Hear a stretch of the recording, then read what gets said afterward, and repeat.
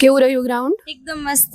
કેટલી મિનિટમાં થયું? 8:42 8:42. ઘરે ટાઈમિંગ લીધો તો હા, ક્યારે? ઘરે લીધો તો, પણ ઘરે મારે 9:10 8:56 લાસ્ટ આવતું હતું, પણ અમુક લોકો કહેતા હતા કે અહીંયા તમારે જલ્દી વધારે ટાઈમમાં પતી જશે, ઓછા ટાઈમમાં. એટલે મારે ખૂબ જ ઓછા ટાઈમમાં 8:42 પતી ગયું. મને ખુદને જ કોન્ફિડન્સ હતો બહુ કે ના હું કરી શકીશ, પણ ગ્રાઉન્ડમાં થોડું ફર્સ્ટ રાઉન્ડ હતો ત્યારે જ ચક્કર આવવા માંડ્યા હતા, એવું બધું થતું હતું.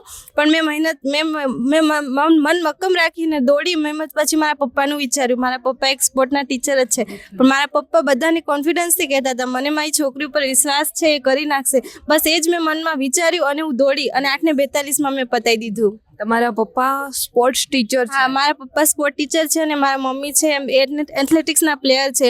મમ્મી જ્યારે મતલબ મારી જેવડા હતા ત્યારે 1600 મીટર 5 મિનિટમાં પતાવતા હતા, પણ 5 મિનિટમાં 1600 મીટર કમ્પ્લીટ 1600 મીટર કમ્પ્લીટ કરતા હતા. અને એ 2 થી 3 વાર એમને નેશનલ કરેલું છે.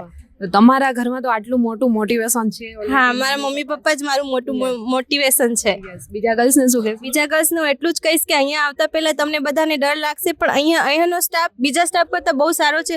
આપણને ફૂલ સપોર્ટ કરે છે, જાણે આપણા માટે જ કરતા હોય. એમને લોકોને આપણાથી કોઈ મતલબ નથી હોતો, છતાં બી એ લોકો આપણને એટલો સપોર્ટ કરે છે. અને છેલ્લે તો મને એમ જ થતું હતું કે હું ચાલવા માંડું, પણ ના, સ્ટાફના લોકો એટલો સપોર્ટ કરતા હતા ને, તો પછી છેલ્લે મેં કીધું જે થવું એ થાય, દોડી તો જવું જ છે. પછી છેલ્લે દોડાઈ ગયું.